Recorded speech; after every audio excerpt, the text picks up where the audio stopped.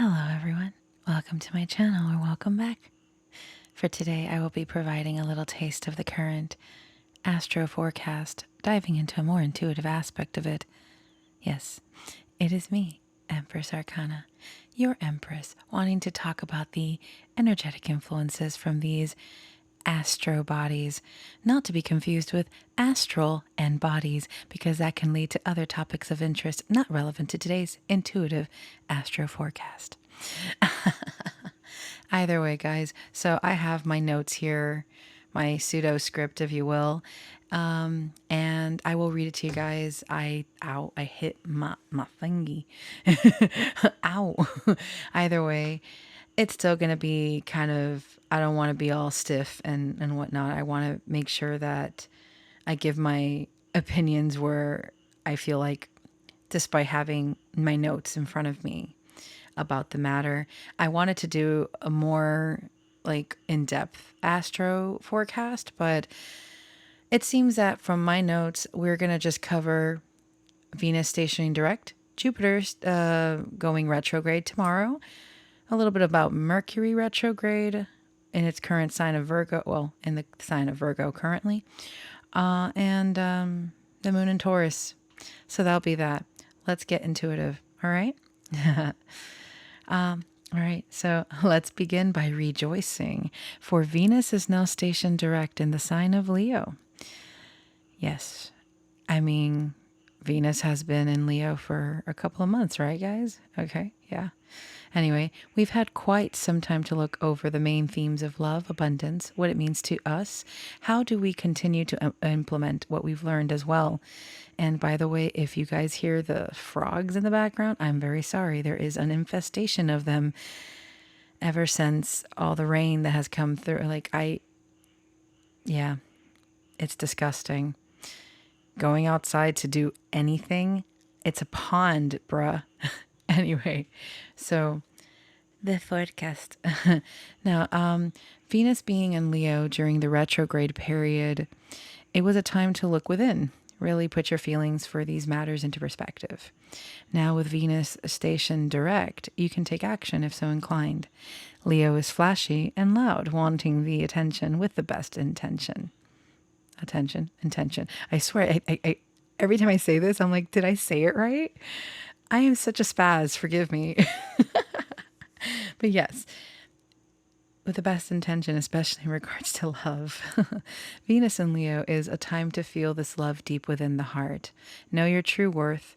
Share your beautiful heart with those you care for, those who care for you in turn.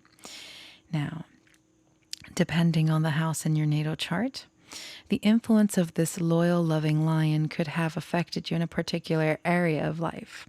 For those with Leo in the 10th house, for example, Venus could have brought on this desire to love more openly, be able to express this love through career-based endeavors, seeing as the 10th house in astrology is associated with the sign of Capricorn. Leo is creative energy, screaming out loud to the rooftops, wanting someone to appreciate the same creative vibration too. Yes, I love it. It's a good time. Now, in the coming weeks, Venus and Leo will close off the lessons with a warm embrace to the heart, furthering the trust in self-gained. Damn. And there I witnessed my first typo.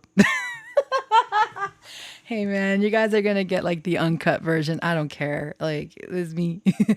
I try. I didn't know how I was gonna do this actually. I was like, okay, so do I write a script? Go with it? Me? You know, I would say I'm unhinged, but I'm also unbothered. I'm unhinged and unbothered. No, but not all the time, not all the time. But either way. So yes, it's a good time. Venus and Leo now stationing, like this is my intuitive opinion.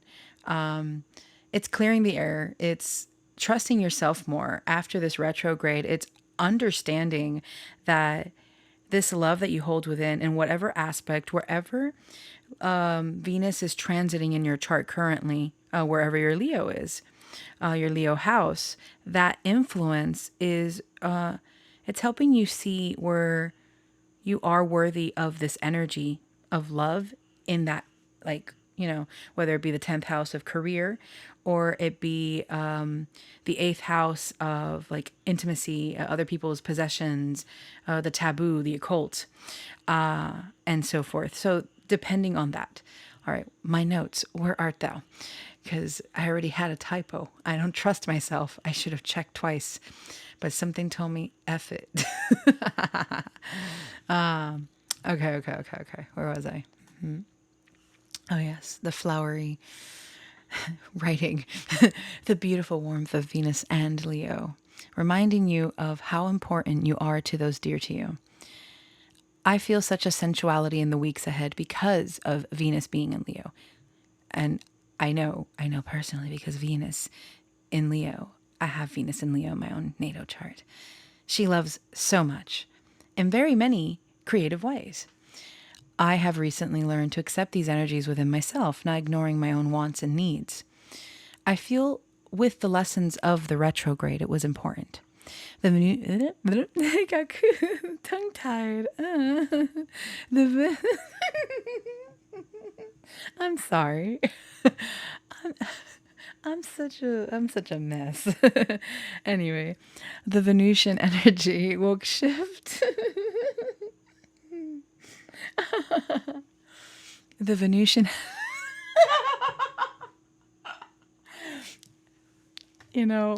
it's all good, fam. I will say this word right.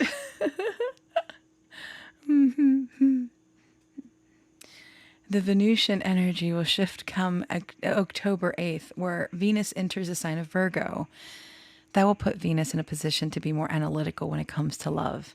For those who enjoy working with planetary energies for spell work, manifestations, keep in mind, if you're trying to work on manifesting something more hot and bold, Venus and Leo will do a good job in that department. There's this song, because I was like jotting down notes and stuff for this, and I thought of a song. It's by a band called The Used, and the song's name is I Caught Fire in Your Eyes. And I remember, and it just made me think of Venus and Leo. Made me think, let's see. In your eyes, I lost my place, can stay a while.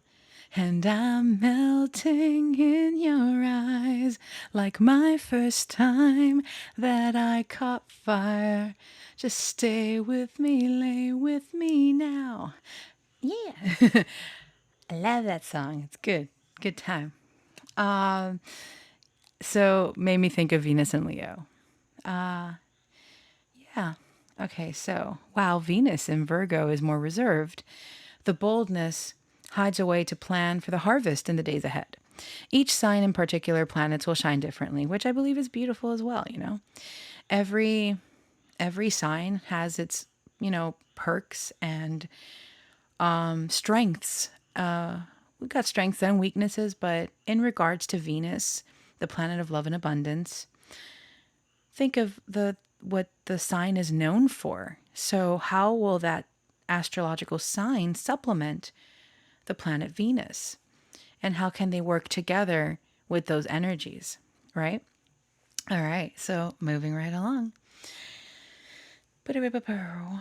We will go over the current retrograde planets. Well, technically, from my notes, we just went over Jupiter because Jupiter is going retrograde tomorrow. Yay, us. So yeah, Jupiter is still in Taurus and will now take a breather as it goes retrograde. Personally, I have Taurus in the 8th house, and having Jupiter transiting there for the last handful of months has been an experience. That's for sure. Jupiter is the planet of expansion, blessings, plenty of abundance, depending on the sign Jupiter is transiting. In this case, the sign of Taurus, themes related to Taurus in your chart will expand and grow. Now, while Jupiter is in retrograde motion, all the blessings, all the gifts you want or have received during this time, you will once again go within, evaluate.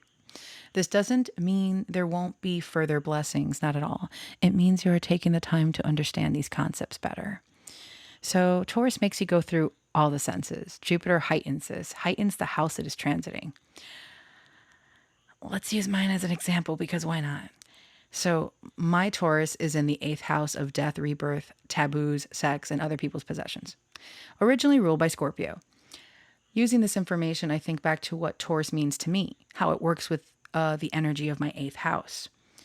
I'm currently reevaluating what these concepts mean to me. So how to accept the parts that need to die per se, and welcome a new version of self in regards to my eighth house and feeling it throughout my body and through the senses, every part of me, It's like I am I am physically dying. No, okay. Anyway, Jupiter transiting this house has been a blessing in disguise for myself, I gotta admit, even though it hasn't felt like it. More on another time, you know. We don't usually understand the lessons until we go through the hardest part of it all. So, all right. Naturally, there are many things to dive deeper into, but this is what I felt like sharing intuitively.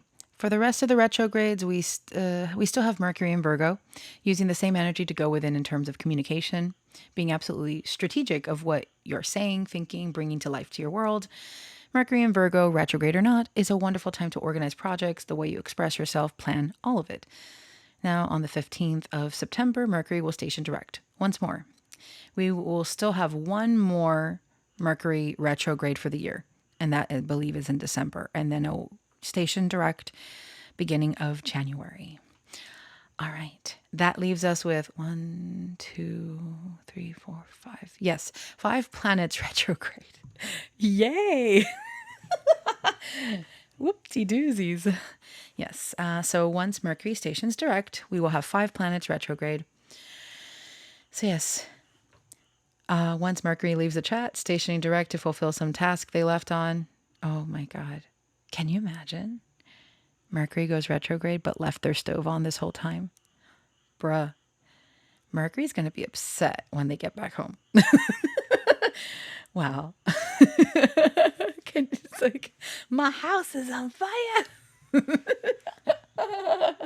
Anyway. So yes. So Mercury retrograde doesn't only affect us. Oh no, I'm sorry. Anyway. So, yeah, there's Pluto, Saturn, Neptune, Uranus, and Jupiter. Those are the 5 planets that will be retrograde.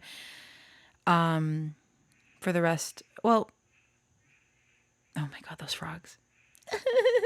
Anyway, Pluto, Saturn, and Pluto, sorry, I got a message and I was like, what? This is not the moment. This is not the time. I am recording Astro Forecast and I'm making a mess of it. Yay.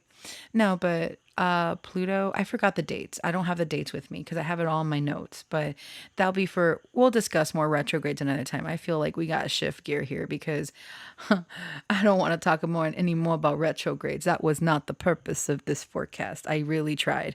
It's just, I feel like the retrogrades love me. They're like, talk about us. I think I've spoken about this before.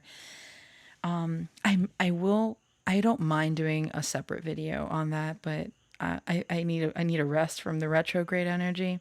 I have planets anyways, because asteroids also they're retrograde as well, but planets, I have 5 planets on my chart retrograde. I think I've only met one other person that had 6 planets retrograde. I'm like, oh. But yeah, I've spoken about this before. It's just lessons take longer to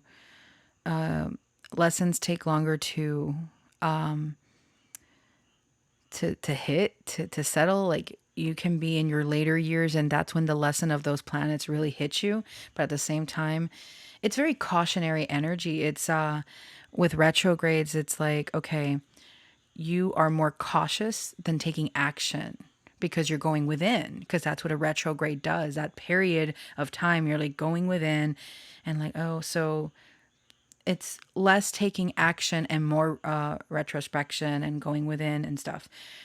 And because of that, I feel it's also a blessing in disguise. So any one of you that have plenty of retrogrades in your chart, don't you worry, because that just means that the lesson has stuck with you. And yeah, so see it as a little mini superpower, even though it doesn't feel like it. So yeah, this is what I have to tell myself to sleep at night. I'm kidding. It's like, it's a superpower. It's not a curse. Anyway, so where was I? Oh, yes. Let's talk about the moon. The moon is currently in Taurus, feeling through all the senses. Yes, Taurus is that sign, bringing in security in the realm of emotions. Because the moon, originally ruled by the sign of Cancer, is pure emotion, wanting the signs it transits to feel at home. Because Cancer is home, right? That's the Cancerian energy. With Taurus, the sensual energy and deep feelings of security, depending on what house your Taurus lies on your natal chart, helps us ground ourselves, right? It's a time to appreciate the people dear to you, like everything else, right? But like, it's a good time. Get comfy, bring comfort to self, root yourself deeply into whatever feels right for you, depending on what house the moon is in. My brain farted. I'm sorry. I was like, wait, where was I going with this? Isn't this forecast fantastic, guys?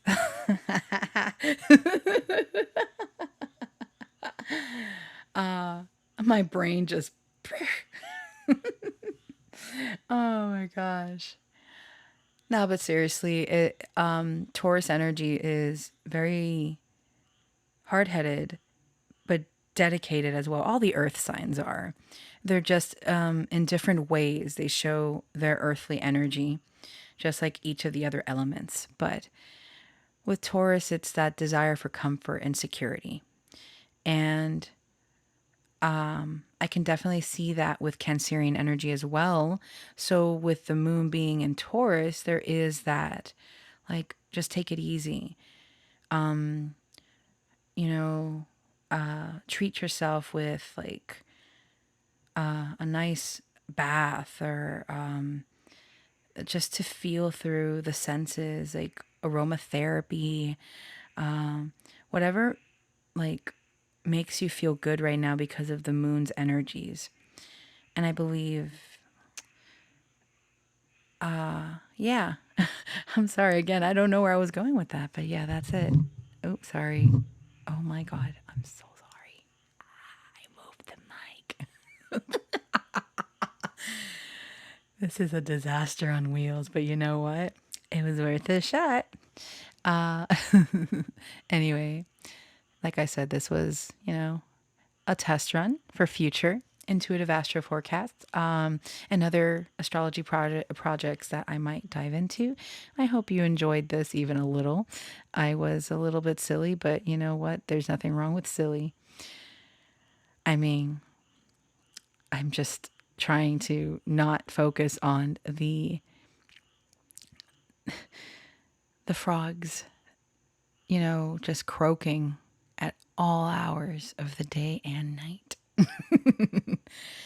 Nothing compares to, I gotta admit, nothing compares to the last reading. That was bad. I had a huge migraine.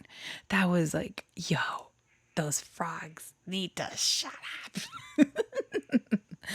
up. I read somewhere, I could be wrong because I forget things. Something about an association with Aphrodite and frogs. I I don't know why that came up, but I was just thinking about it. I'm like, listen, Venus, take your children, take them out of here. I don't want. They're not welcome.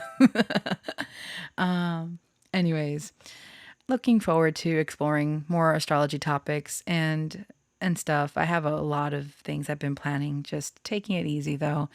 It's been it's been it's been okay. So yeah. All right, fam. I hope that you're all doing okay and having a wonderful weekend. Please do stay safe and thank you for listening and stuck around to my ridiculousness. All right. Stay safe and till the next one. Love you. Bye bye.